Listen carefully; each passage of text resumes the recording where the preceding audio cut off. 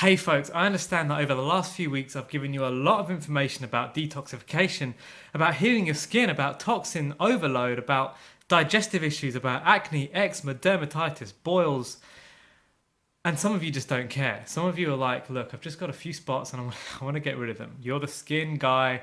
What can I do to get rid of these blemishes that I've got on my skin? I don't care about your healing plan. I don't care about your intricate lifestyle plan. I just want some things I can do today that I can implement that's going to improve my skin. So, here we go. Your wish is my command. Here are 3 things that you can do today that are going to improve your skin.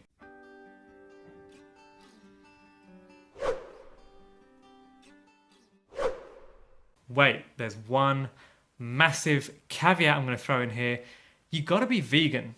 You have to be vegan. That's not my first top tip. I'm just saying you've got to be vegan before you can truly understand the benefit of these other 3 top tips that I'm going to be talking about. Because if you're still consuming animal products, if you're still consuming death, then there's part of you that doesn't really want life. There's part of you that doesn't really want to experience the true healing benefit of not consuming death anymore. So you've got to get those things out of your life, consume living foods, consume plant-based foods, and then these 3 top tips are going to take you to the next level with your skin.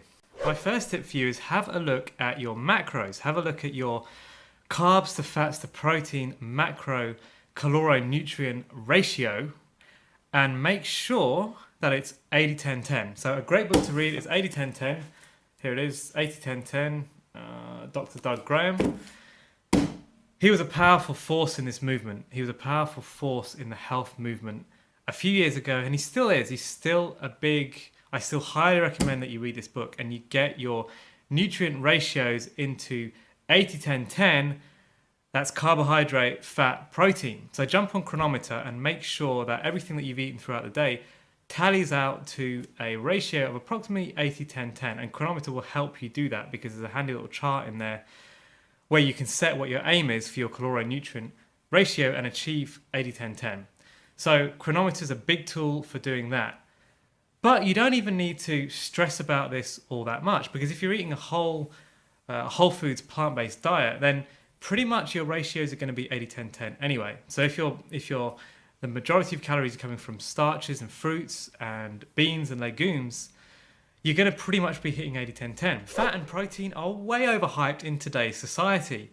Fat, for example, fat is really tasty. Fat tastes really good. So if you write a book telling people to eat fat, telling people to eat bacon and eggs for breakfast, telling people good things about their bad habits, that book is going to sell. And that idea is going to be absorbed and shared and liked and approved of by people that want to continue to do those things. That's how fat and that's how things like the Atkins diet and paleo, that's how these things have managed to become so popular. And then protein, well, the push for protein has been going on for many years, but basically the meat and dairy industries are behind protein and they are a very hugely powerful sponsor to have behind a campaign. Put it this way, when you sat in school and you sat there on the carpet drinking your milk and you were being told that this milk is a good source of calcium, it's good for healthy bones, it's good to make you big and strong.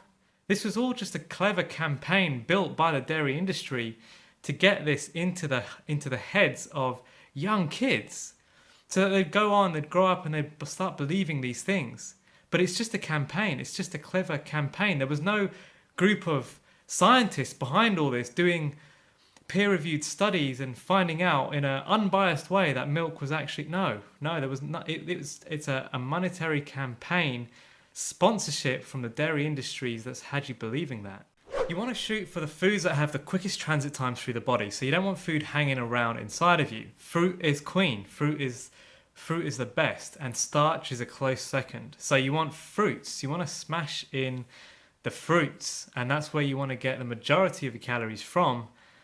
And then include some starches, some veggies, and a few beans, lentils, and nuts and seeds as condiments around that. And you'll find that it'll be easy to achieve 80-10-10 as long as you're doing that. Again, don't worry about protein. Mother's milk is 5% protein, and when you're growing, when you're first born and you're doubling in size, you're doing the most amount of growing that you'll ever do in your life, you're surviving on a liquid that is 5% protein. So these people now that tell you need 30-40% protein, that is hugely dangerous propaganda just being promoted by the meat and dairy industries, and it's just it you know what, it terrifies me. It really scares me that this is being allowed to be promoted, and it's just causing all sorts of problems in our society. We've got an obesity epidemic on the rise. We've got heart disease. We've got diabetes. We've got strokes. We've got Alzheimer's disease. All of these things are on the rise, and all of them, there are studies that have linked them all to the consumption of animal products.